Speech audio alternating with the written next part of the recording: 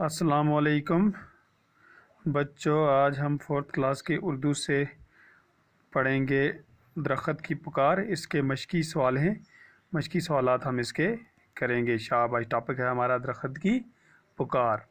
तो सवाल नंबर 1 है, दरख्त ने हामिद से क्या कहा। जैसे कि हमने सबक में भी पढ़ा था, दरख्त ने हामिद से क्या कहा।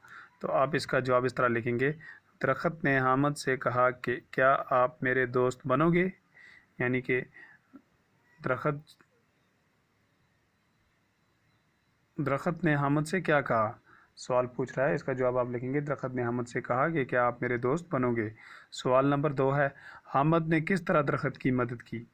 हामिद जो था, जो दरख्त का दोस्त बन गया था, उसने किस तरह अपने दोस्त यानी दरख्त की मदद की। जवाब, हामिद ने दरख्त के साथ लिपट कर दरख्त की मदद की। हामिद ने क्या किया, दरख्त के साथ लिपट गया और इस तरह उसने दरख्त की मदद की। सवाल नंबर 3, दरख्तों की हिफाजत क्यों ज़रूरी है। दरख्तों की हिफाजत क्यों ज़रूरी है। दरख्तों की हिफाजत इसलिए ज़रूरी है क्योंकि दरख्त माहौल को आलूदगी से बचाते हैं। शाबाश, दरख्तों की हिफाजत इसलिए ज़रूरी है क्योंकि दरख्त माहौल को आलूदगी से बचाते हैं। यानी कि माहौल जो है उसको दरख्त जो है वो साफ़ रखते हैं। सवाल नंबर 4, हामिद दरख्त के साथ क्यों लिपटा। हामिद दरख्त के साथ इसलिए लिपटा क्योंकि हामिद को एक शख्स हाथ में कुल्हाड़ी लेकर आते हुए नज़र आया। हामिद इसलिए दरख्त के साथ लिपट गया था क्योंकि उसने देखा कि एक शख्स जिसके हाथ में कुल्हाड़ी थी और वह कुल्हाड़ी लेकर आ रहा था, दरख्त को काटने की कोशिश करने वाला ही था कि हामिद जो था वो दरख्त के साथ लिपट गया। तो आप इसका जवाब लिखेंगे, हामिद दरख्त के साथ इसलिए लिपटा क्योंकि हामिद को एक शख्स हाथ में कुल्हाड़ी लेकर आते हुए नज़र आया। शाबाश। तो अब हम ये 4 सवाल थे इसके। अब हम आगे करेंगे, ये मिसाल देखकर अल्फाज बनाइए। मिसाल देखकर अल्फाज बनाइए। शाबाश, जैसा ये दाएं बाएं इसने इकट्ठा आगे लिखा है, इसी तरह आपने भी लिखना है आगे पीछे। एक मैं करके दिखाता हूँ। यहाँ लिखेंगे आप आगे पीछे, ठीक है।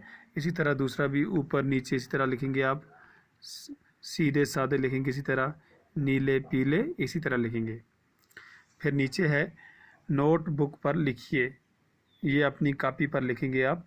जहाँ दरख्त ज़्यादा हो वहाँ अच्छी खासी बारिश होती है, हवा साफ़ रहती है, माहौल आलूदा नहीं होता, बारिश होगी तो ज़मीन में फसल उगेगी, फसल उगेगी तो खाना मिलेगा। कहता है जहाँ ज़्यादा से ज़्यादा दरख्त होंगे वहाँ क्या होगी, अच्छी खासी बारिश होगी, हवा भी वहाँ साफ़ रहेगी और माहौल जो है वो आलूदा गंदा नहीं होगा, बारिश होगी तो ज़मीन में फसल होगी। कहता है कि जितनी ज़्यादा बारिश होगी इतनी ज़्यादा फसल होगी, फसल होगी तो खाना मिलेगा। नीचे है, मिसाल देकर हर लफ्ज़ का मुताजाद लिखिए। मुताजाद कहते हैं ज़िद, यानी कि जैसे इसने मिसाल दी है ज़्यादा कम, इसी तरह आपने किसका लिखना है, नुकसान का। नुकसान की ज़िद क्या है, फ़ायदा, ठीक। फिर उसके बाद है ज़मीन, ज़मीन की ज़िद आप लिखेंगे आसमान।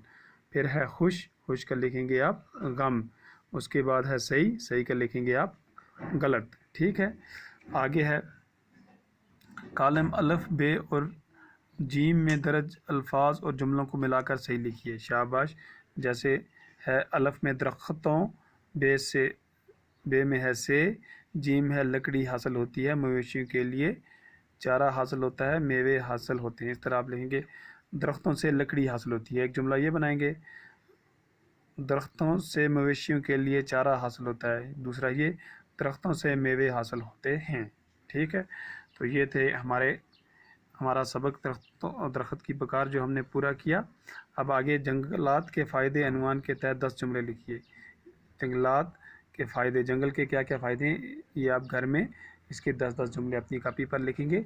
ये सवाल जो मैंने लिखा है ये भी आप लिखेंगे। ये था आपका सबक दरख्त की पुकार जो आज हमने ख़त्म किया। तो शुक्रिया।